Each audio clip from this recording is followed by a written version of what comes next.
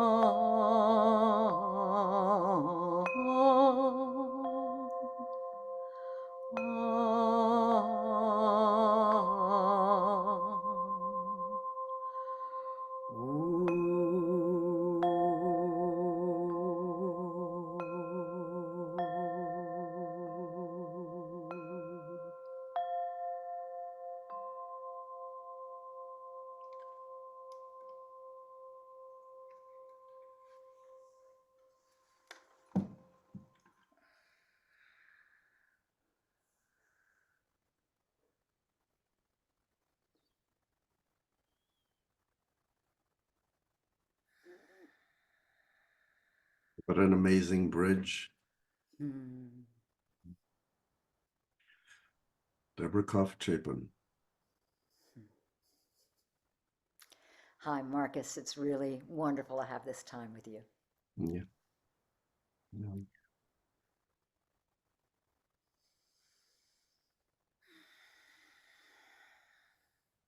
And celebrating your 50 years with touch drawing. I thought it'd be wonderful to have a conversation for the Expressive Arts Without Borders members to get a glimpse into what you've been doing and Mm. so the sound baths you've been doing. And I wanted to sort of set a frame for this little bit of time we have together around the phenomenon of resonance and how we establish resonance with Mm. something that's moving within us Mm-hmm.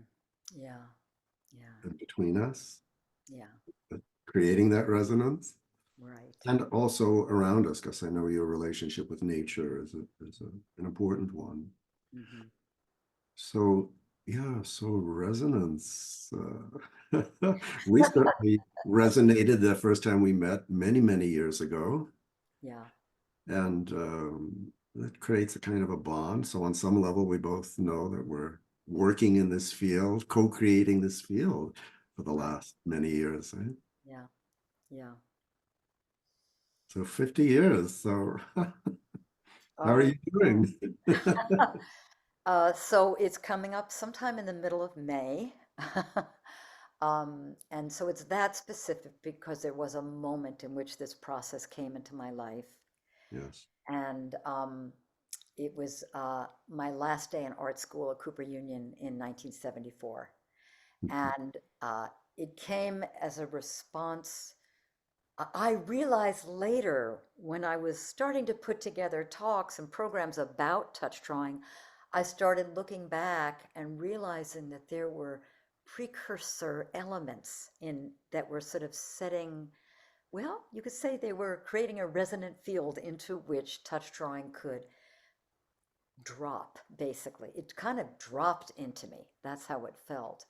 Um, there are moments I could look back on, and I actually discover more of them over time. But for instance, um, when someone pointed out that was a willow tree over sand by a pond in this retreat land that my Cooper Union owned, the art school I went to, and someone told me, go look, the willow is making these beautiful marks in the sand. And when I went to see it, it just took me into complete ecstasy because it was nature doing a drawing.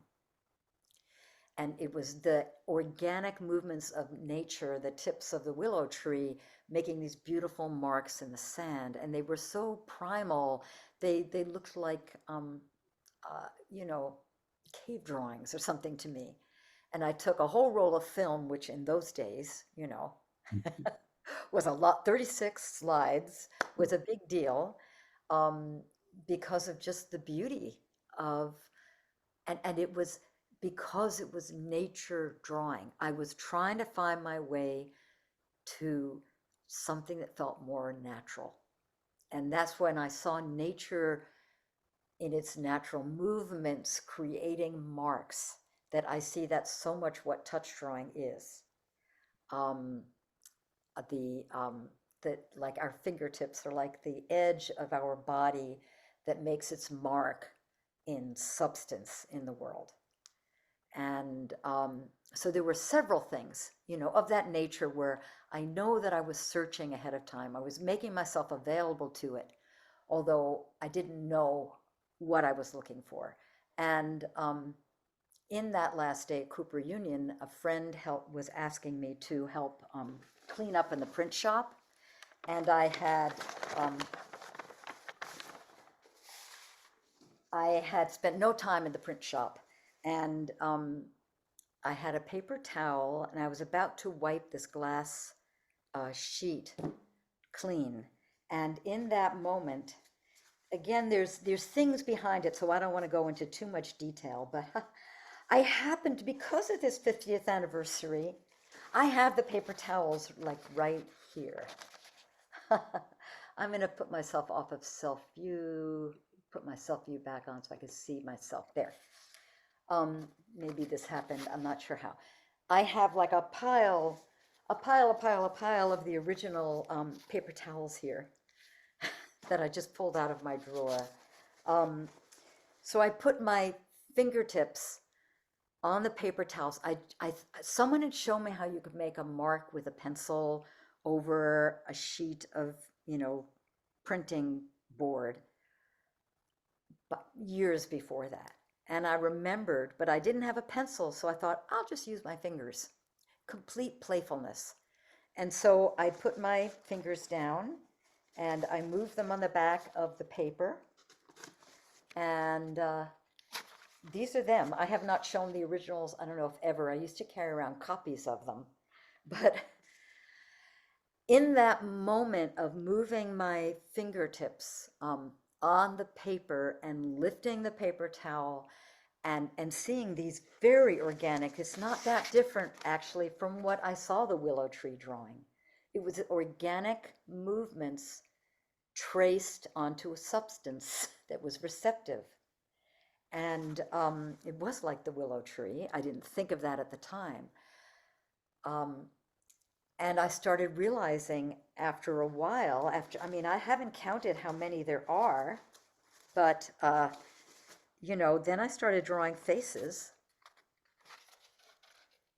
And these were like an embarrassment, a pure embarrassment. This was my last day in art school, graduating. First of all, we weren't supposed to draw pictorial things because it was abstraction. It was the height of contemplative, conceptual abstraction in those years.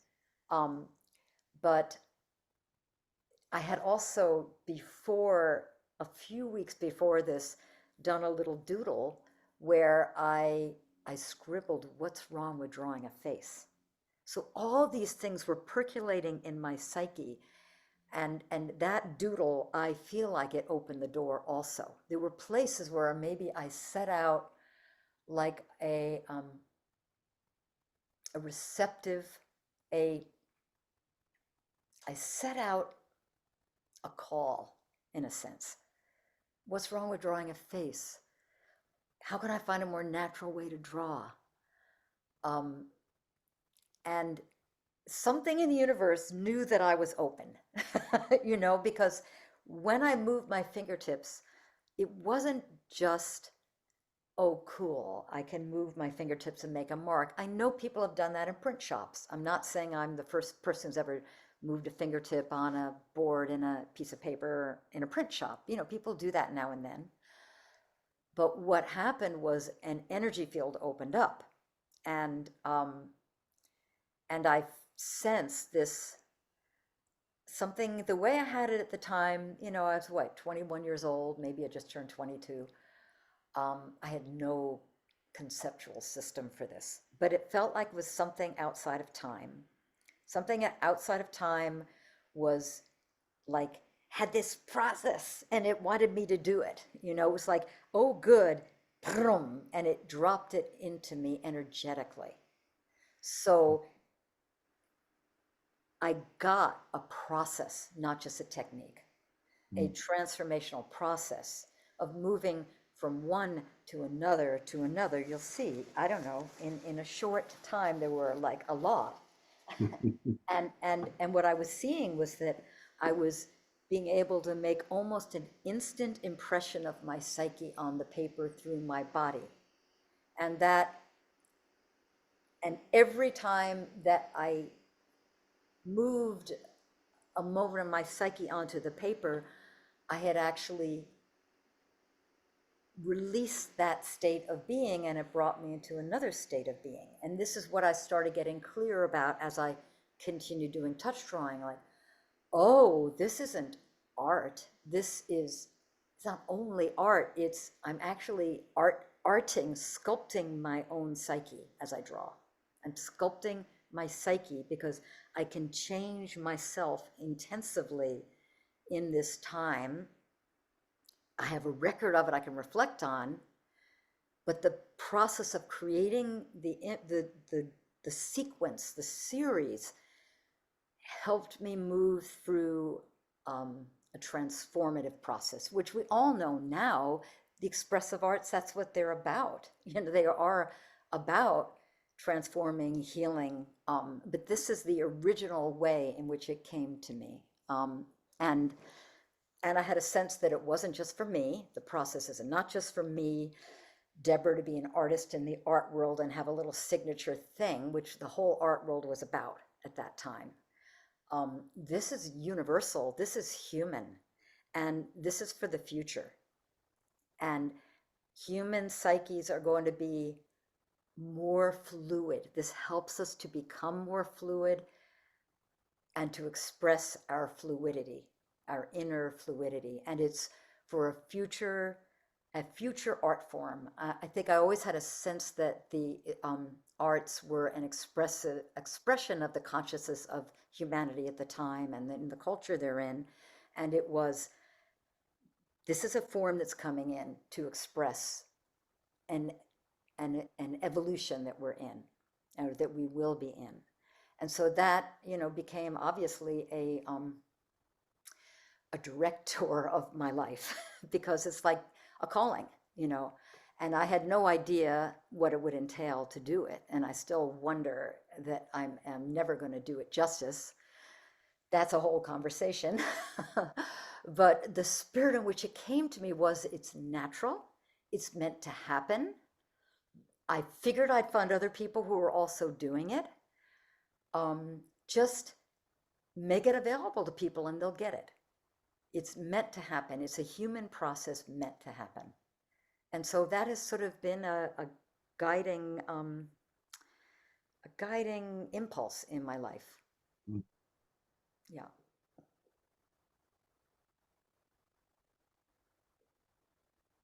Your resonance with that impulse continues Mm-hmm. just by enjoying it. As you were speaking, I was going to this again in this theme of resonance, this resonance, establishing resonance as a human being between your human and your being. Yeah. This ability to sort of access a quality of awareness Mm-hmm. in your being and embody it in your human and create this marriage, if you will, through this movement and actually tracking the evolution of embodied conscious awareness. Yes. And yes, and that's what I got. I'm, creating this record of the psyche transforming and growing. And then after some years, I've done thousands and thousands and thousands and thousands of touch drawings, right? It became like not even so interesting to draw myself, but more to come into resonance with something else or someone else, Yes. and sense. like to draw in nature, to attune to an atmosphere or a presence in nature, or I do it with individuals. I call them inner portraits, and I teach other people to do it. Anyone can do it. It's mind blowing. Where I'll sit in the presence of someone, or anyone can sit in the presence of someone and open to resonance together to create this shared field, Yeah. and then draw, have whatever comes into my energetic field. I am experiencing it, but it's it's in the field with them that these shapes come to me, and they are expressive of that person. And at this phase of my life, I have more energy to work in that way. Mm. Or I've gone to many conferences where I'll sit and I'll draw while I listen, and it has to be a conference where I am inspired by what's being presented, Yeah. and to sit in the field of a person talking passionately about something to do with humanity and life and the planet and civilization, and and allow images to come again, in the field between us. That's another way that I find a whole larger energy comes in. So I love opening now to being resonant with um, something more than just the personal. Yeah.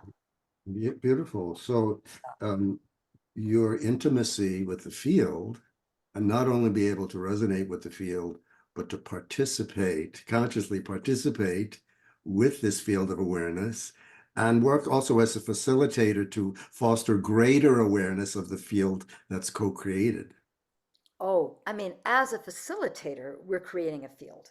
And that is an art form in itself, and you know that, you all know that. Expressive arts facilitators, it's a ceremonial art form to create a creative process and a shared field. And it's the greatest art form, really. That's where, I mean, I was trained in ritual with a woman named Elizabeth Cogburn years ago, years in the 70s. And and she would talk about, ritual is where all the arts came from, and that's where they integrate.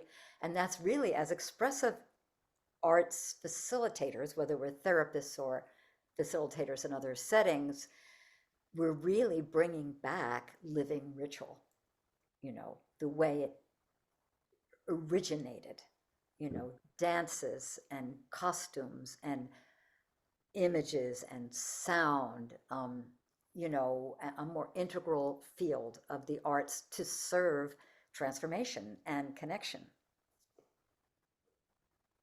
You've certainly become quite able to articulate what's occurring. I've been involved in more academic approach for so many years, where we talk about aesthetic analysis of what's occurring, just to be able to phenomenologically describe what you're noticing. And it seems like your ability to subtly and delicately track and articulate what's occurring is a lovely ability that parallels. And I'm wondering if you could take a moment now to actually show the folks who are watching this video a little bit of the touch drawing Sure. process, just to give them a sense for those who aren't familiar with it. And you can all go to touch drawing. Is it called touchdrawing.com? It's touchdrawing.com, the word Yeah. touch and the word drawing. And what I'm going to do here, very simple, I'm all set. And I'll just bring the light over. Okay. I'm working on, so I have prepared for this ahead. I've taken paint onto a smooth surface and I've rolled it onto the board. And this is just like, I had a sheet of glass in the print shop that had ink on it, just like that. I was about to wipe with a paper towel, and instead I lay paper down. Now I could do two things. I could start with the absolute simplicity.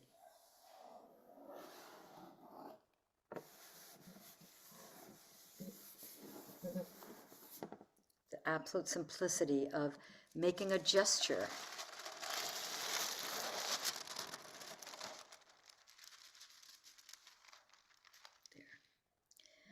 Just so it's one of the ways I describe it is in visual art, it's the closest thing to authentic movement Yes. because we're just, what is the movement that wants to emerge right now from my body? But the movement gets translated into image. Yes. The tracking is so immediate. It's absolute. That is the power of it because, you know, you lay one aside, you don't say, oh, what is this? What does this mean that what I just drew?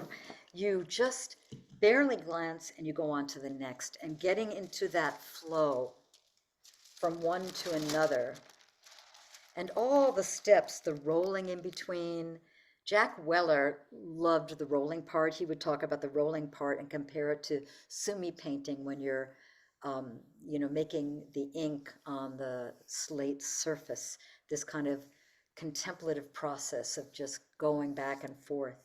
And so now I'm going to go in another direction where I am another focus, where I am actually feeling, sensing. So then we bring another level of focus in as we go.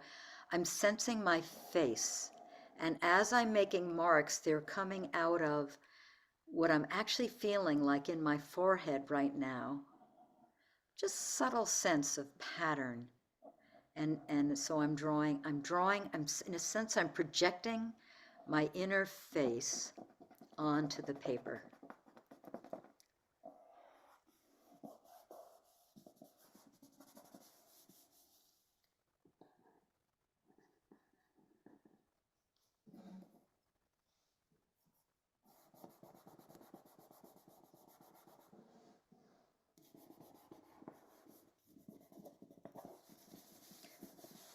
So we can be completely loose, and it's always good to go back to those pure, um, raw kind of scribbles. And as well, you can become very, very articulate with this process. So it's not like finger painting. And even people who don't have drawing skill, when they practice touch drawing, develop their own, they don't have like figure drawing skills, say, but they develop their own language of imagery that can become very articulate. So as you can see, I'm using this tissue paper where you can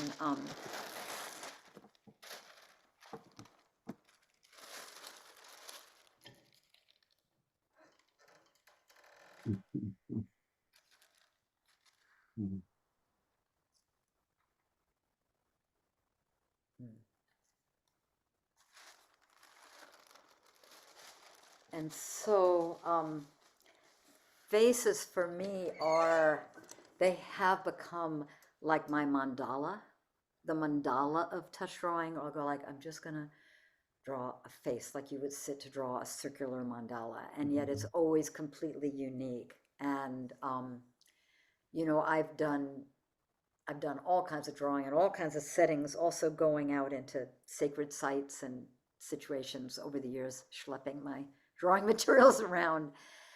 And and so I have like drawn thousands of faces that are translations of presence into the form of a human face. So I can be drawing my own face and my own inner process, absolute place for that, or I can be attuning to another human and translating a sense of their presence onto the paper, not only with faces, but other images. And I can also be out near the standing stones, which I have done, or in a mountain top, which I have done, or next to a tree, you know, and it's like a meeting place energetically. And I provide the template of human form for an energy to meet me. And I translate it into, say, a human face, knowing that it's a translation and a meeting place. That's how I understand it when it's focused on something other than human. And your intermodality, your relationship with your voice and with music, combined with this, seems to me a lifetime of, for me, staying with the question, what am I? And how do I give that a life and who I am?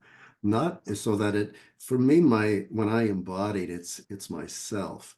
But then there's the person, how we take the self out into the world, which lands in your face, that incredible engagement. You've been so engaged in the world, which I call the horizontal, Yeah. without losing the vertical. It's like finding a way, just the way your hands were moving, to draw up Mm, in this vertical presence of resonance with your own core or yes. the core of the tree. And in doing these workshops and sound baths, of also having it come all the way up and out and through and permeate Mm, your contexts mm, for co-creating clarity mhm. and how to stay with that question. How do we embody what we are? How does what we are become who we are, and Oh, delicately tracking that? that's it. I mean, and that's the beauty of facilitating, right? Is seeing people start to have their own shine. That is what happens when people are engaging in letting go of the fears, the concerns, the this is, the that's, and kind of a cross over into that. Um, I mean, creativity. What is creativity? It's not about painting a picture or writing music. It's about engaging the creative force. And we use the forms to give us some structure to move it into.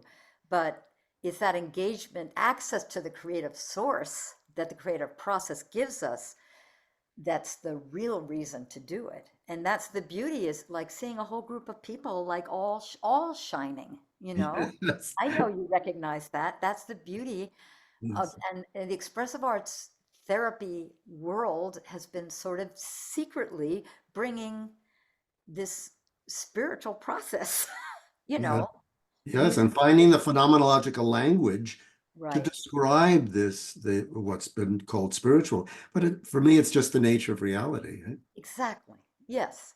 And to allow us to be our fuller, to actually be ourselves. And that's what everybody wants, is feel like permission to be themselves. All our wounds are about like, oh, I was silenced or I wasn't seen or, and to give each other space to and mutually support each other Yes. to more fully embody, soul, and Yeah. life. Yeah, Yes. yeah, So, yeah, actively participating in our awakening to yeah, what, what we're able to do. It's a very resource-oriented therapy that we do, right? right. Yeah, So yeah. listen, we're almost out of time, but I want to take a moment to just to acknowledge the soul cards you've created. I've loved your work for many, many years. When I share your soul cards with my students and clients, they love them. So I just thought I'd Oh, take a moment thank to you. mention the soul cards. And you've come up with a new deck last year, and they're just so beautiful and touching. So when people Thank go to your website, I really invite them to take a look at the soul cards. And lately, I've been listening to your sound baths, which are also just a beautiful way of relaxing into what precedes our efforting. There's so much difficulty in the world, and one of the ways to respond has something to do with strengthening our resonance with sort of the tone of the love and the beauty that precedes all the distortions. So you're not talking about how to deal with the distortions, but rather inviting people to enter into the sound bath with you to wake up to what is actually already present that precedes all the distortions. Yeah. So I'm wondering it to end our time together today, if we could spend a little time in one of your sound baths. Oh, I am happy to do that. That'd be wonderful. All right. Let me go. Here we go. Ta-dam. Right. Let me get, I have to get on my get back into self view so I see if we're okay here. And I have to change microphones. Alrighty. this should work. All right. And I can take a moment while you're doing that. Yeah. These are the soul cards. Oh, and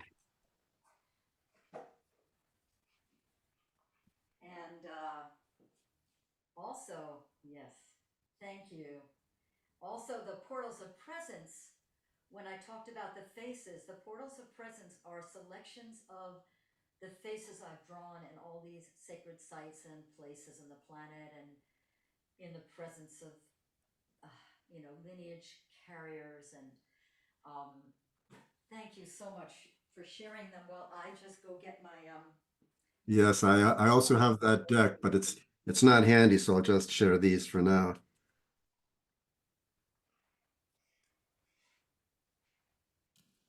So just, can you hear me here with a little bit of reverb? Yes, I hear you with some Good. lots of reverb. We're set up here then.